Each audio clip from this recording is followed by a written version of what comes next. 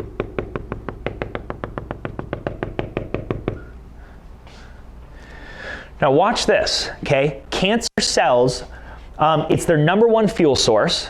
They have 8 times the receptors of a normal cell. So when we ingest sugar, guess what gets fed first? A cancer cell. Now here's a theory on cancer and what they're trying to look more into is that actually the formation of the cell itself is an adaptation of the body saying that there's so much sugar that this person's eating that we need to start creating cells that have more receptors that are abnormal to bind to the sugar, and it starts creating a tumor. So in other words, that the actual cells in themselves are a part of the body doing the right thing at the right time, which is another, again, thought that makes a heck of a lot of logical sense. So that's one way the body goes if there's too much sugar ingestion over time. And then the second way is I put a screaming child there is because my son's screaming all the time, or you guys see this in the grocery store, then all of a sudden it's like the parent gets tuned out to it. And the parent's just shopping still, and the kid's still talking and screaming, and everybody else hears it, but they don't. That's what happens with a cell like this. It's being screamed at so much that it's just like, I'm burnt out. I'm done. And if we don't solve this problem, we stick with diabetes forever, we keep fueling cancer cells forever, and it's an ongoing process, and we just try to, again, deal with it. So this is what's called insulin resistance is what type 2 diabetes is. It stops the hormone or leptin is what stops your body's ability to burn fat. So this is how you can become weight loss resistant in the same way. Just substitute leptin for insulin, and how body doesn't hear leptin, cell doesn't want to burn fat. Okay, now I want to take this to another level. This is a diagram that I drew up years ago that helped solve a lot of people's questions on cancer, osteoporosis, diabetes, inflammation, high blood pressure, high cholesterol, right? Some of the most common medications people take now are blood pressure pills and cholesterol pills. Okay, so if we go back to the artery, okay, the artery has these walls that are somewhat muscle in there, and so you'll see a normal artery, blood goes through it one direction. So let's just use this as the heart is pumping blood one direction to, let's call it the kidneys, okay, because that's easy to draw. Okay, depending on what I eat, so we talked about sugar. So if I eat sugar, it's floating around in here, floating around in here. Sugar is highly inflammatory, right? Highly inflammatory. So it starts to irritate the walls. You know what else is highly inflammatory or irritates walls? We're going to generalize it, but toxins, additives, preservatives, coloring, dyes, right? So when we're ingesting stuff, guys have to understand it goes into our bloodstream. As it's floating through our bloodstream for our body to figure out, okay, let's bind to the toxin, get it to the digestive system and gut and get rid of it. Let's take these nutrients and plug them into different areas. It's figuring stuff out, going back to how amazing your brain is.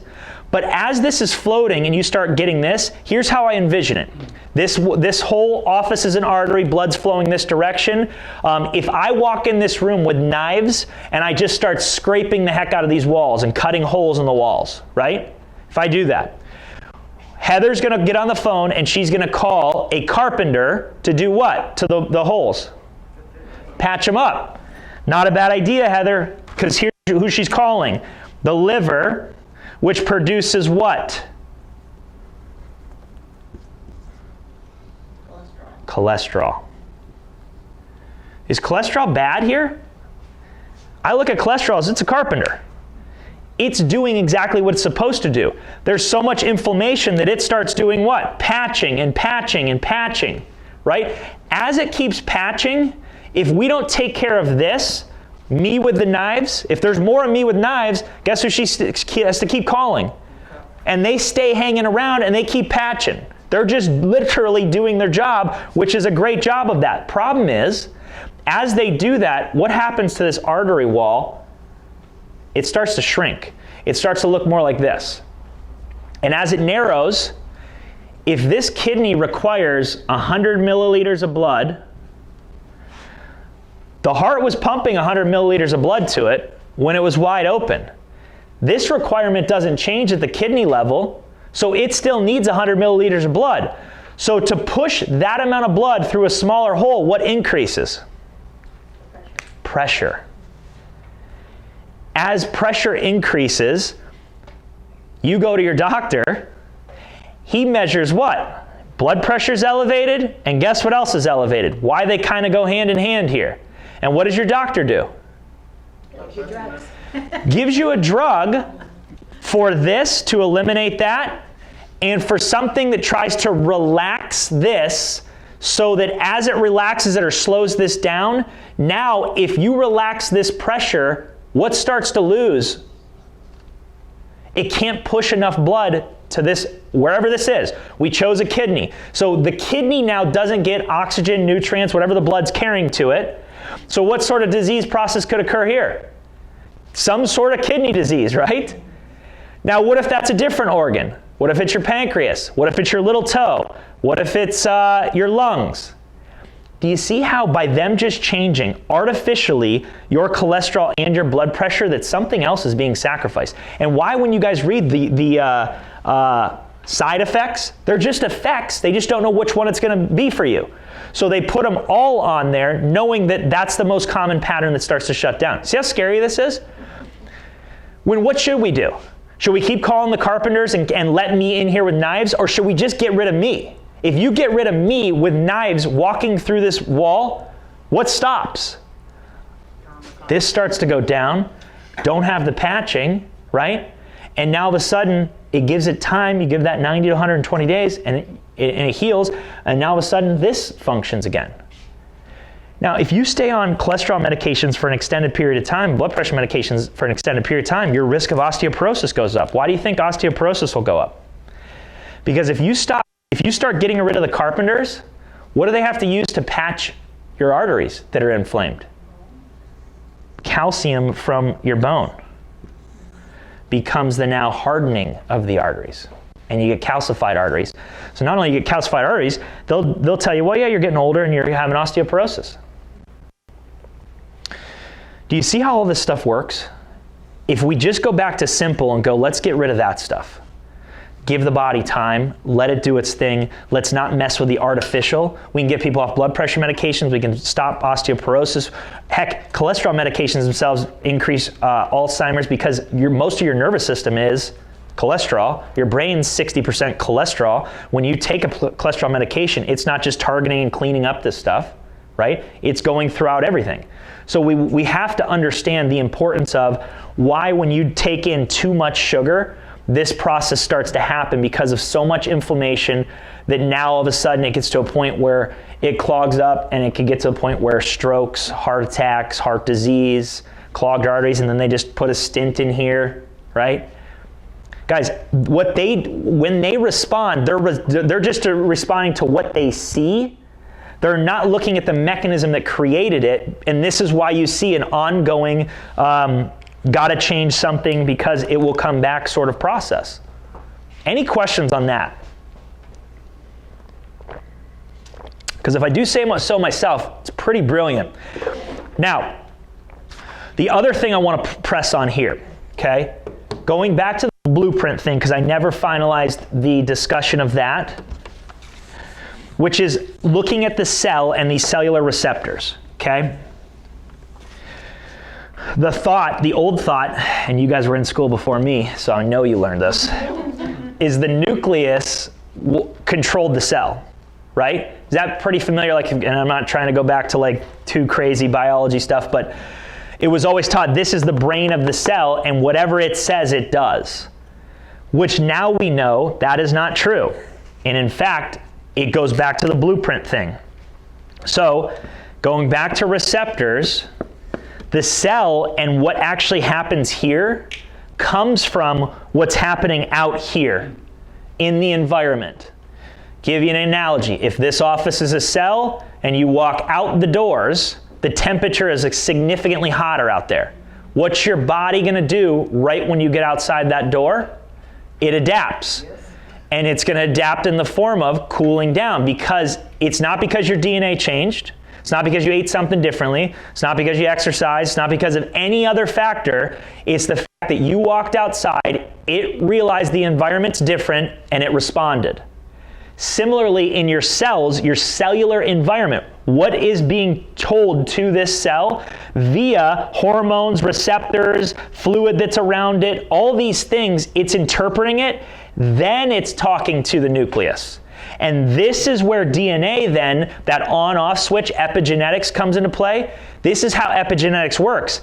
These factors that we can control at some level are what make you either use a good or bad gene. Does that make sense? Meaning you have more control over your genetics than you thought. They've now found that 98% of disease has nothing to do with genes. There is 2%, very small, and you can understand that those are generally things that happen and occur at birth. Things that like a chromosome didn't form, Down syndrome, things of that nature where that's the genetic component. And now they're studying more of like what these factors do to like how we process vitamins and minerals, and so how it will change and turn on or off genes that don't process, say, a version of vitamin B. And they're looking at stuff like that and finding activated versions. So, any questions on that? Too much for you? Too deep? Okay, hopefully nobody's sleeping. That was my stance on sugar. So at the end of the day, minimize step one, if not eliminate for a time period, right? And the way to do it is looking at ingredient labels. Very simply, not the facts, the ingredients, which is at the bottom. Change your meats and dairies, very simple. God designed cows to eat what? Grass, yes. So what do most of the cows that we ingest at the grocery store eat? Grain. It's crazy to me that we specifically have to look for grass-fed beef. Don't you think it should be the opposite? Majority of the beef is grass-fed, and they're experimenting on a handful of cows that are grain-fed that you want to eat grain-fed with antibiotics and hormones in them, right? So guys, I bring this up because, and why this has changed too, is meat's a big deal. If you're going to spend money, just again, everything's trying to categorize around money. Buy organic, grass-fed, no antibiotic, no hormone meats, period, versus say like organic vegetables. If you're choosing, obviously, ideally, buy everything organic in the way, but it goes back to we're looking at what did God design it as? And he designed it as the one on the right. When you eat a grain-fed cow, you're instantly put in a state of inflammation. It messes with your fats and your hormones. So, as I mentioned here, the cell wall is made up of fat. So it's a cellular membrane. So the healthier this fat is, the healthier the receptors are. And that's why when somebody has diabetes, eliminate sugar, increase healthy fat. Healthy fat repairs the receptors, and the sugar doesn't stimulate the cell. So eliminating the sugar doesn't stimulate the cell, increasing fat repairs it. So changing your meats. Now, hopefully this will help you guys not look at fast food the same way ever again. On the right, I always thought, when I first looked that up, I thought it was a sneak. That is processed chicken. It's literally what they do is they pour all the parts that are kind of left over of chicken into this big grinder that turns it into a paste that then they dye, and then they form it into a nice little chicken nugget or whatever. Yeah, guys, it's crazy. When you look at actual ingredients of what makes up a chicken nugget, or look into, I'm telling you, there are weird stuff in all these low-priced, you gotta think, there's a reason it's low-priced chicken. On the left, this is another thing you could look up. It's called the Bionic Burger. It was a YouTube video. A guy literally, I believe the story is he bought 2 cheeseburgers back in I think it was 1989 or something. He ate one, put one in his coat pocket, forgot about it, puts his coat away in the closet. Year later, burger, has the receipt with it, opens it up, nothing ate it. No mold, no bacteria. It looked identical to, if he just warmed it up, it would have been exactly how he bought it from a year before. So he started a museum, and every year he would buy and just leave them out. So people now, I mean, and I've seen this at several, like some of my friends' offices, they have literally a Happy Meal from 10 years ago that's just been sitting there and nothing eats it. Here's what he found. I mean, in other words, it's not getting broken down by nature. It sure as heck is not getting broken down very well inside of you. So be careful with that. And this is the type of stuff, guys, as much as we don't like price, a lot of times it determines like that. There's no way you get a 99-cent cheeseburger. Most of that's not beef and good stuff. It's chemicals. And so I pulled it. I pulled one thing that would pique your interest, because Lunchables are very popular for kids, and we're getting back into school. This is the ingredient list in Lunchables. Here's a rule of thumb. The longer it is, the worse it is. If you can't read something on there, the worse it is. It goes from most important to least important, so that's where, a lot of times you'll see some of the vitamins towards the bottom, you'll see some of the crappy stuff towards the top, you'll see things like dyes, red number 40, blue 3, where do those, those don't grow out of the ground. So it goes into creating disease. And when the body doesn't know what to do with something, fat is a great stabilizer. So toxins love fat. That's why pigs, very toxic meat. In general, you want to steer away from pork. So, you probably will see that pork is not on your protein choice list, okay? For a very specific reason. They don't detox well. So what they eat, you eat, and it gets stored in their fat. Tastes good, not good for you. Okay, so changing your meats, changing your dairy. So dairy's in the same boat. Grass-fed, non-homogenized. So you want raw dairy. And again, always the question is, if you were a wild animal, what would your eating look like, right? So if you're a wild animal, it's got to be close to that. Like you would actually go to a cow's udder and you would drink straight from the cow, essentially, right? Where do you get non-homogenized, non-pasteurized dairy? You can't find it. So I think, and I haven't been there forever, so I've just cut it out completely. I don't do any milk. And that's a whole other class on like the amount of weird pus and things that are in milk. Hate to throw it out there, but hopefully it changes some of you. So I'm more of a coconut milk, almond milk, nut milk. Yeah, you're fine with all that. But you got to think animal milks were built for who? The animal so a calf. It's to fatten up a calf. But if you do want any, I think Rosewood Market down on Rosewood Drive has it. I'm pretty sure. But yeah, I'm not a big fan of dairy at all. Understanding the dirty dozen. What's raw cheese? Same thing. So it takes raw milk. So that I will incorporate in. So Whole Foods has it. I think Fresh Market has some. I think even it's becoming more popular in like Publix and Kroger and all that. Usually it's like one kind. Yeah. Raw cheese? I've never seen that in any of those stores either. I'm trying to think if I've seen it in Publix or Kroger. Trader Joe's has a good selection of. Trader Joe's has some. Nut-based cheese. Oh, they have some. Yeah. Derived from nuts. Mm-hmm. Really good. It melts just like regular cheese. Oh, really? Yeah. Whole Foods has that? Whole Foods has raw cheese. Yep. And I'm sure Rosewood would have it if they have raw milk. Yeah. You can find raw organic stuff there. Dirty Dozen is this. And I just put this in again for a money saving tip. They rank, the EWG.org ranks every single year our produce on how much is the most sprayed versus least sprayed. So pesticides, herbicides, you can imagine, guys, our body doesn't tolerate those very well. Would you guys agree with that? Like I always give the example, like if I gave you guys a bottle of pesticides and just said start drinking some of that, nobody would do that. But if I spray it on an apple, you would just eat the apple.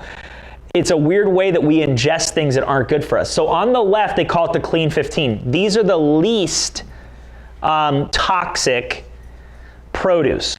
In other words, if you're looking to save money, you could probably buy the ones on the left just conventionally. Just make sure they're not genetically modified.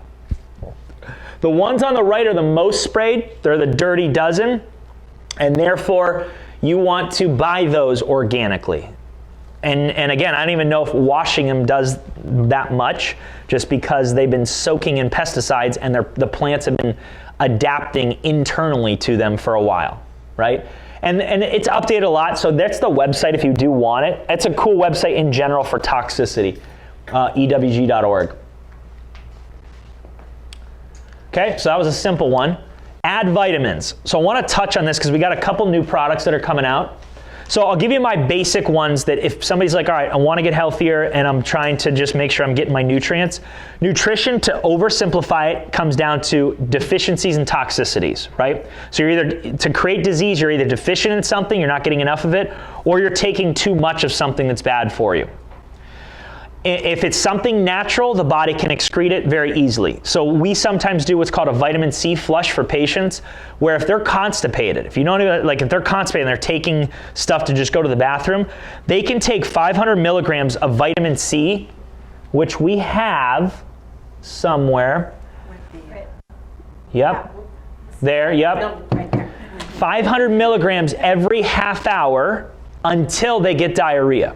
That's the protocol. So what you do is 500, 500, 500, 500, 500, 500, 500, whatever that adds up to, right? Let's just say it keeps going, right? Could be a lot. I've seen somebody just got to 13,000. So I mean, you're talking 1,000 every hour, and generally the body can only process about 1,000 of it for a day. But since it's water soluble, there's zero risk. I shouldn't say you can't overdose on it. It's possible. It's probably possible. But you would have to try to overdose on vitamin C.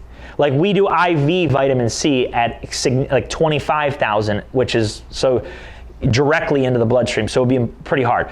But the most I've heard somebody come back and share their diarrhea story with me is 13,000 was what she got up to, and then she had loose stool. So here's what the body's saying, that's too much. So now she knows that it cleaned her out naturally and healthy. So she was super deficient in vitamin C.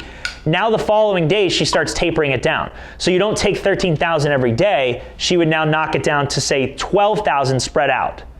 And then get down to 11 and start incorporating what? Foods. Foods that have vitamin C in them. So you're not taking a whole bottle of this that quickly, right? Anyways, that's a good protocol for that. So we got some new stuff coming out, but the basics. A multivitamin is my starting point for any. If somebody's like, well, hey, Dr. Tom, should I take this ashwagandha that I heard about at 2 a.m. on an infomercial? My starting point would be like, hey, are you taking a multivitamin, a men's or women's multivitamin? And if their answer is no, then don't take ashwagandha yet. Let's get your multivitamin, because this has requirements, the cell, right?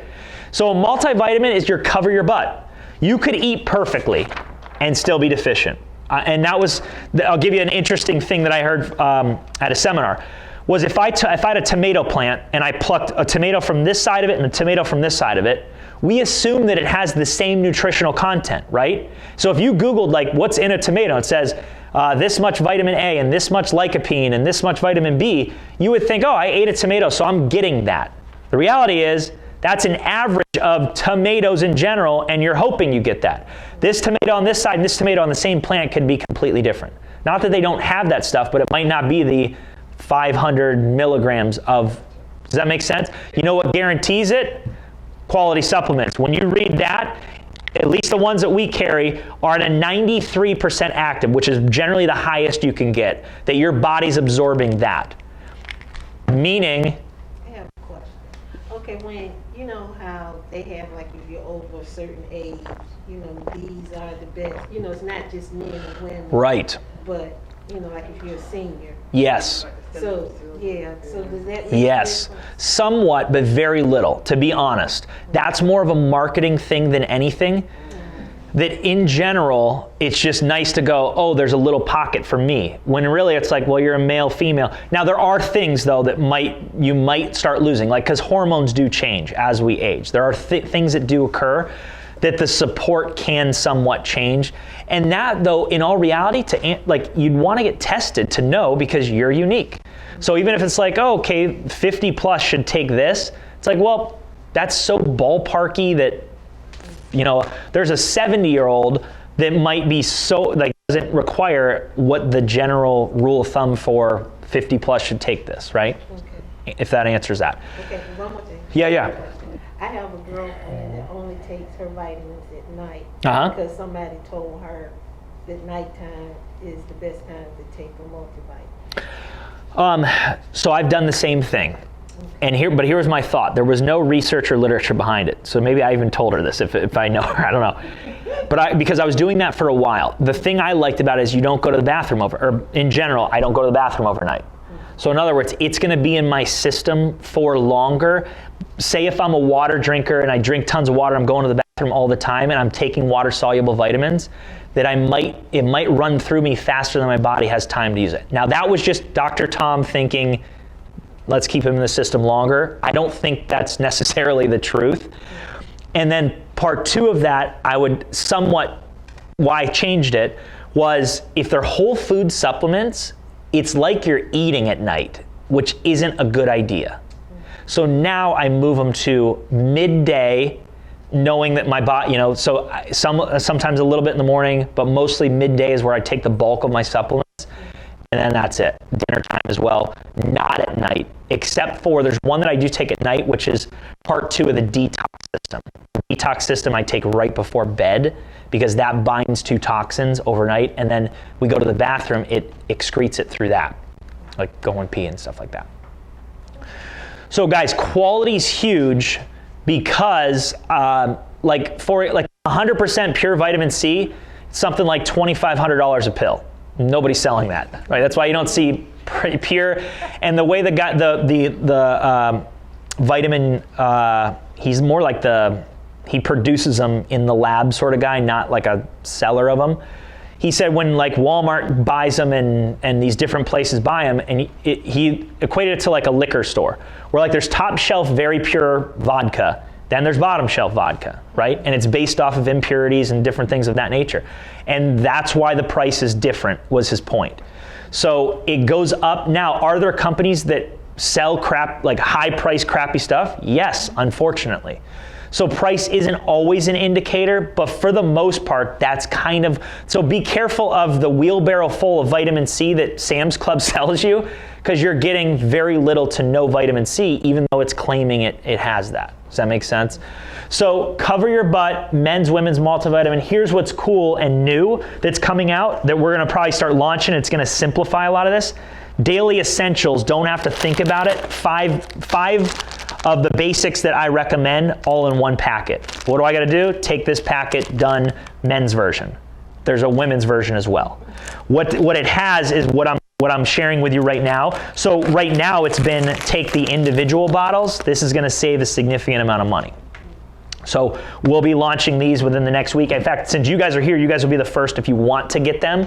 Just let Heather know. I'm not even sure we have a price point on them yet, but I know it's significantly less than buying each individual bottle that we recommend there. Okay, but if you're buying one, let's say you're buying one, it's a multivitamin. Does that make sense? So guys, don't think ashwagandha, weird stuff until you do this. Okay? Vitamin D3 is my number 2. Unless somebody is in the sun a significant amount of time. Now, I'll tell you who even requires it more. The darker your skin, the more important it is. Why?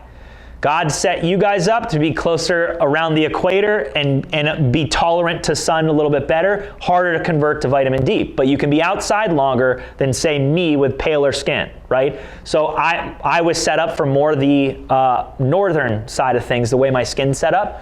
So you got to think of that, right? So if I go outside, I might not need to be outside as much to get my vitamin D levels up, but it's still a lot. So I'd have to be outside 2 hours during peak time to get, and I want to say in a Speedo, I believe there needs to be a significant amount of skin, good visual, a significant amount of skin showing to get that.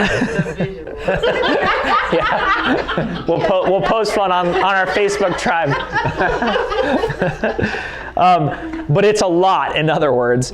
So it's very difficult, but I'm always a fan of like, there's a reason vitamin D is critical, and it's sunlight is the main way we get it and convert it. And the numbers on vitamin D are unbelievable. Read, like, this research here blew my mind. If you get your vitamin D in the realm of 70 to 100, now, and this is interesting, okay? Here's the scale for medical doctors, or when you get your test, 30 to 100, whatever it is, nanometers, whatever. But they always will give you a number. So if you've been told you're deficient in vitamin D, I'm telling you, it's a huge deal to get it at least above that. But you know what our number is? 70 to 100 is what this literature is based on, okay? So if you're below 30, they're gonna tell you take 50,000 once a week, you know. Yes, and guys, here's the deal. It's just a terrible way of doing it, right? The body, like, you want to do it as close to how the body wants it delivered every single time. But if you see a medical doctor or the medical system freaking out about a vitamin, think about how big of a deal that vitamin is. So if they're even recommending it, big deal.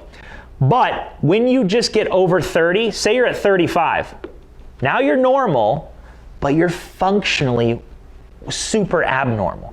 But you know what happens when you're at 35? You don't get this, reducing your risk of most cancers by 77%. Guys, if there was a pill that was patented that they could sell that was a drug that reduced your risk of cancer by 77%, do you know how expensive that would be? And we can get it for free from the sun or in a supplement form? Unbelievable. This is what it prevents if you just get above 30, rickets. That's where the FDA, that's what they're still using. Your doctors are using, okay, you're above 30, you're good. And you could be 35 and great. You've reduced your risk of rickets, which really doesn't exist anymore. But when you get your numbers up to 70 to 100, in that range, your risk of these cancers is what gets slashed by 77%. That's unbelievable. It's a number you should, when you guys get your blood work, request it every single time.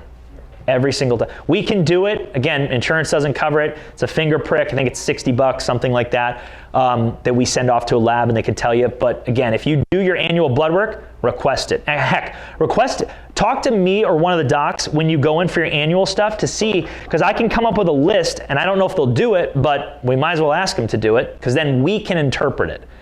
The reason they won't test it is they don't care about it. They don't have a rule for it.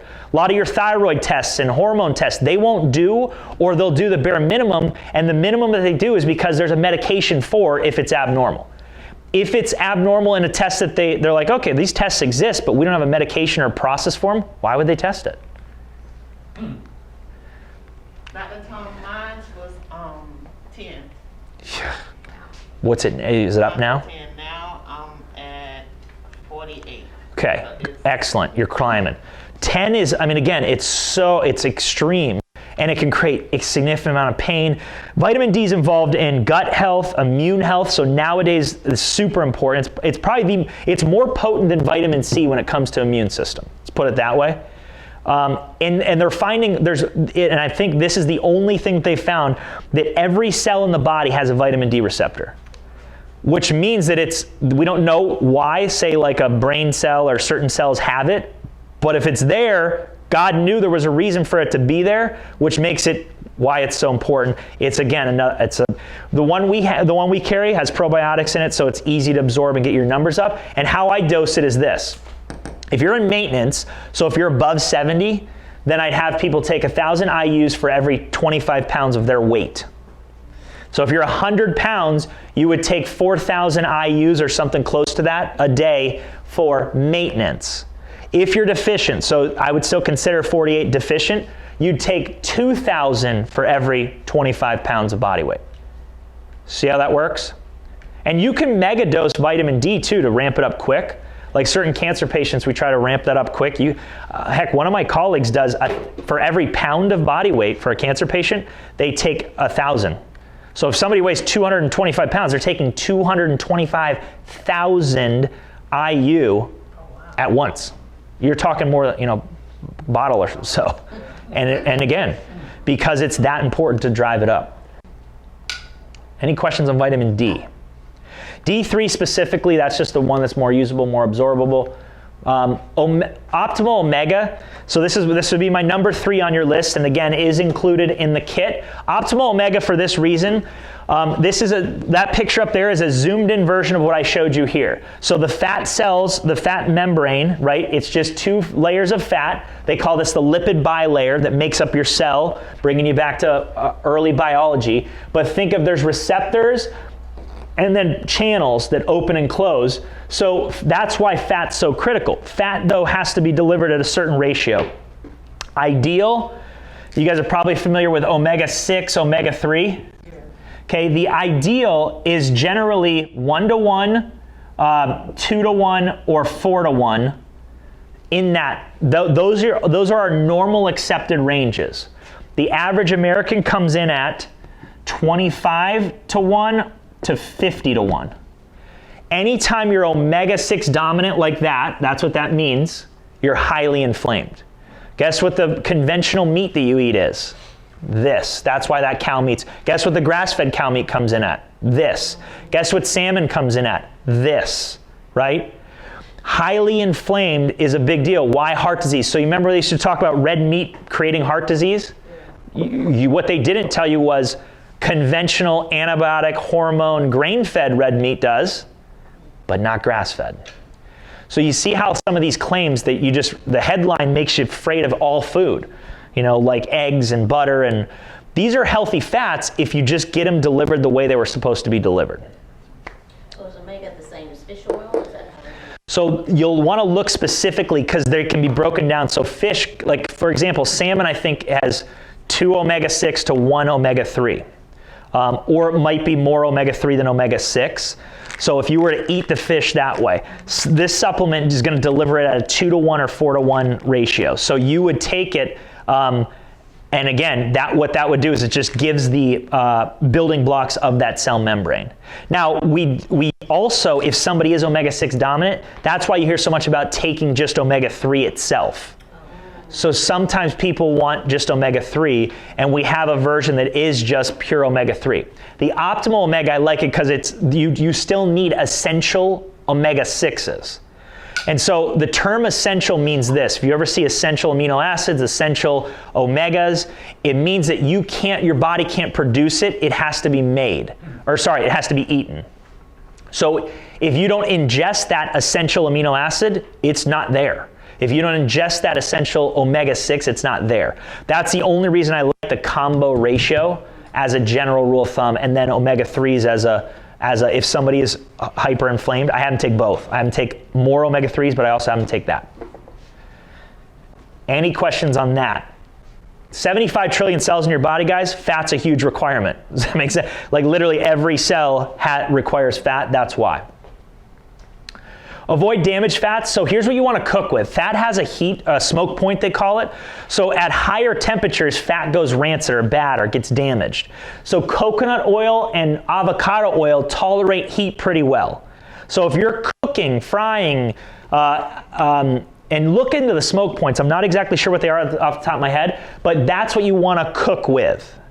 Now, olive oil is good, but you don't want to fry with olive oil because it smokes very quick, and when it does, you've taken an oil that the body would recognize and would love and turned it into something it doesn't recognize, and it's a bad fat.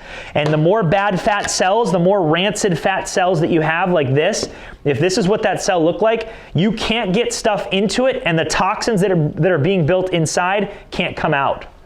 And when I hit toxicity, we're going to talk about that some more because that's a big one.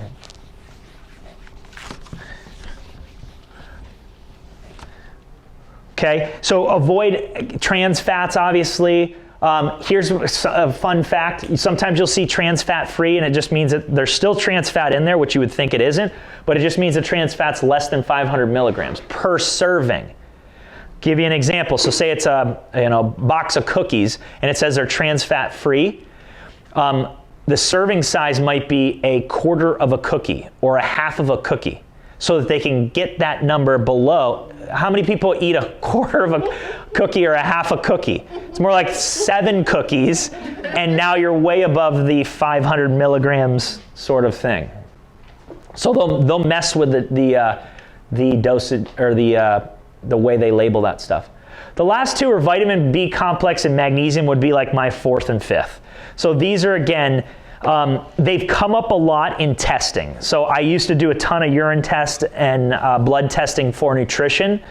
And consistently, it was a complex vitamin B, which we have. A lot of women are on it anyway, just in general. Hair, skin, nails, it's a big one. It's water soluble, so it goes through us quick. It's great for energy and metabolic stuff. Magnesium, excellent for sleep, excellent for digestive system, excellent for heart, excellent for bones. So it's another big one.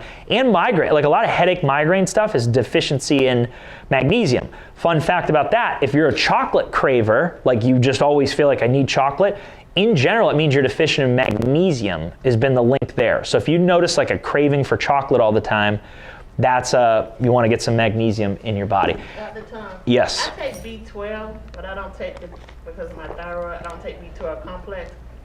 What's the difference between the? Why did they recommend not the complex? It wasn't now. I was watching Dr. Oz. And he was talking about taking B12 for your thyroid. So yes. B12. I mean, and no, that's how they'll get you though. Which is good. Like B12 is excellent, but you might as well get them all because there's so many benefits to all of them, and that's how they get you. It's like now you have to take a B12 by itself, a B6 by itself, a B5 by itself, a B1. So take them all. The complex all in one. And then there's even there's a B17 that they found a few years back that's literally supposedly like the cancer killer of the B vitamins. Nobody talks about that. And you won't hear that. It gets the hush hush. In fact, I think the cancer industries kind of keep that on the down low. You have to get that out of country from what I've found on that. But it is found in like things like apricot seeds and apple seeds. Like it's in some interesting things that you wouldn't necessarily find.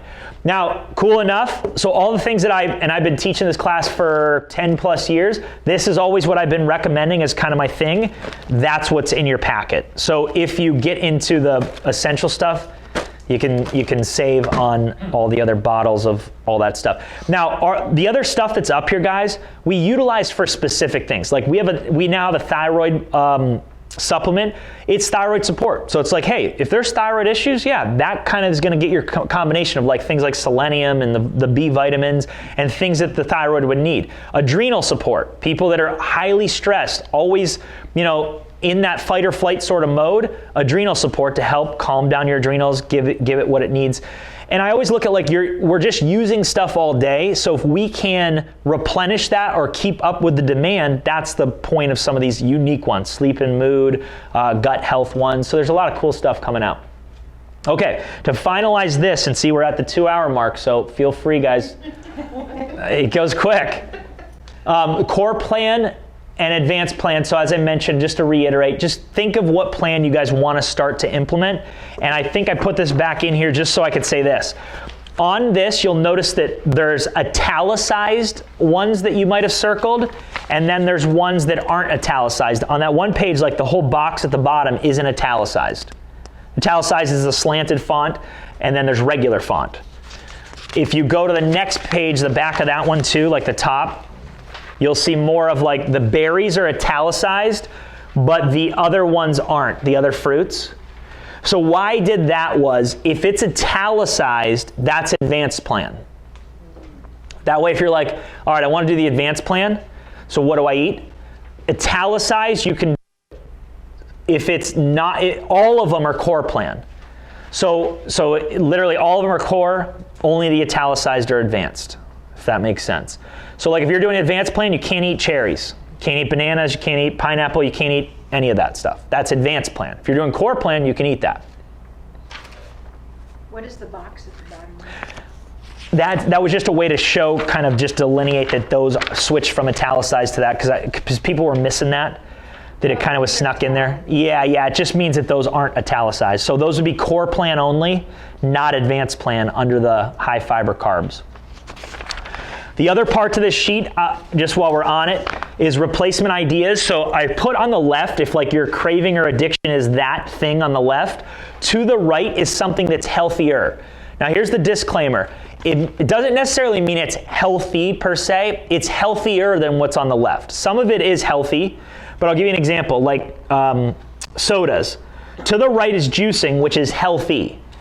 Next to that is Zevia, which is a soda that's not healthy, but it's healthier than Pepsi. Does that make sense? So I don't want you guys slugging down Zevias like, oh, I'm getting some health benefits from it. No, it's a transition point from, Pepsi. So it's soda sweetened with stevia is what that is.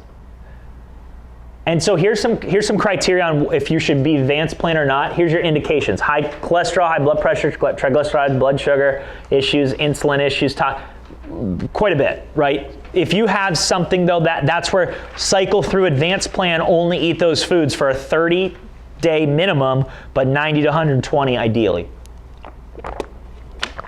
Okay, here's the sweeteners: good, bad, the ugly. The good, stevia, xylitol and erythritol are kind of what we approve as if you're looking to sweeten something. And then the okay, agave nectar, honey, maple syrup, meaning they're still pretty high in sugar, but they're natural, so that's good. And then the ugly, anything artificial. If you guys are using in your coffee artificial anything, Splenda, Equal, run from that. The stuff that's coming out on that is all some significant neurological issues on long-term use of those. So again, they recommend it for diabetics. It is a terrible idea because you're sacrificing something more significant, which is brain health. Food sensitivity test, I threw this in there just so you guys realize, here's something unique that we can look at diet plans and look at what you guys are eating, and sometimes it doesn't solve your mystery for the reason of you might be sensitive to the food. For example, if somebody writes down that okay, they eat, I can't even read it, grapefruit, okay? And they're like, yeah, I'm eating grapefruit. I would look at it and go, grapefruit's great, it's good for the body. But for this person, you'll see that things need to be in the green. This person's in the orange, meaning they're sensitive to it. So another person eats grapefruit and they're in the green. They can eat grapefruit. So what does sensitive mean? The best thing to give you a visual is if you're allergic to a bee and you get stung, you're going to the hospital. It's a big deal. If you're sensitive to bees, which we all are, then it's like you get stung and it turns red. So we have a reaction, but it's not full blown. So if this person eats grapefruit and they're sensitive to it, their gut's having a reaction, they just might not, it's not a huge deal. But that can create weight gain, it can create hormone issues, it can create immune issues. So it's another one of those tests. If you can get your doctor to do it, awesome. Normally it's 600. We've been able to work with a lab to get it down to 300 so we could test it, again, finger prick, send it off. And this is what the sheet would look like. It tests, I think, 58 different foods so you can find out what you're sensitive to. This person, look at the dairy area, it's all black. So they're extremely sensitive. Now this is unusual. I don't generally see tests that come back that they literally have a ton of issues. This person must have been highly immunocompromised. That's when the autoimmune stuff and things like that comes into play. The most recent one I did was 3 or 4 weeks ago. Person had 0 sensitivities, only a little bit of candida sensitivity. So that was the only thing in hers. And she's been a patient for 8 years, does a ton of this. So really cool to see that her stuff looked good. Last things to tighten up this, prepare and plan. Guys, it's as simple as what you just circled, this last sheet, plug it in. If you don't have a plan, McDonald's has a plan for you, okay? That's always the issue, is we tend to wait and then we're hungry and it's well, this is easy. So know that if you can write it out, and you don't have to be perfect, okay? That's where the vacation rule comes into play. Write in there vacations. If you're hey, I like to eat pizza, all right, don't do pizza every day. Just go, I'm gonna do really well, and then Friday night, pizza night, right? That way it's something that you can look forward to and you're not guilty. What happens is, and this is a great, cool thing mindset-wise that we gotta realize, is more so our guilt behind what we're doing is worse than the food that we're actually eating. Does that make sense? Like if I know that a Snickers bar is bad for me, and here I am putting it to my face, do you see what's happening subconsciously or consciously in my brain? I'm like, why am I eating something that's so terrible for me? And here I keep going. These chips are so bad for me, right? And so, but the wild part is the chip itself or the Snicker bar itself, I mean, it's bad, but it's not, you just made it significantly worse by your thought.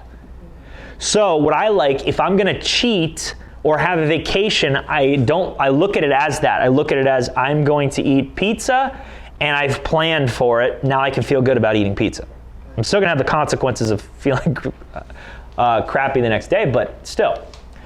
Water rule, half your weight in ounces. I think most people are familiar with drink half of your weight every day in ounces of water. So which can be a lot, right? But that helps prevent you from being dehydrated and it minimizes your hunger pathway. Keeping honest food logs, always cool. I liked, when I was really strict in this stuff, I would take a picture of my meals.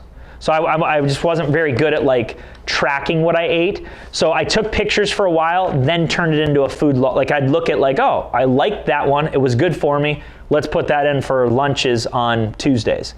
I could flip back through it too.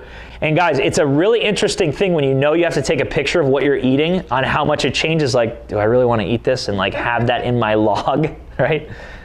So that was it. And actually I skipped over the addition rule. The addition rule is if you know your current meal plan or what you currently eat is pretty bad, then add before you subtract. Meaning you can add supplements before you start changing your meals. Or you can add in a healthy food before you start taking away foods. It's a really good tool for kids. Like if you're trying to get your kid to eat broccoli, instead of eliminating his French fries, keep him eating the French fries, but just say, hey, just eat a little bit of broccoli first, and then you can have your fries. So you've added, then you're gonna start subtracting afterwards. All right, so write one thing down or think of one thing. Could be simple, one vacation meal a week, eliminate soda, juice cleanse, half your weight. I mean, there's a lot in the nutrition world. We hit on the basic supplements. We hit on food combination. So you guys kind of understand the food combination thing. Just kind of remember those categories: meats, nuts and seeds, fruits, and then starches. And then your vegetables are kind of on their own island. You can combine them with anything. Fasting real quick. If you think of just like a 24-hour day, so 1 and 24, you want to keep your window of eating to somewhere between 8 to 12 hours, ideally. Meaning, think of your clocking in and clocking out. From your first meal to your last meal, that's how much time you have. The rest is called fasting. You're not putting anything in your body that stimulates your digestive system. So for example, if my first meal is at 9 a.m., I have technically, if I'm going on the long end, till 9 p.m. to finish my eating window.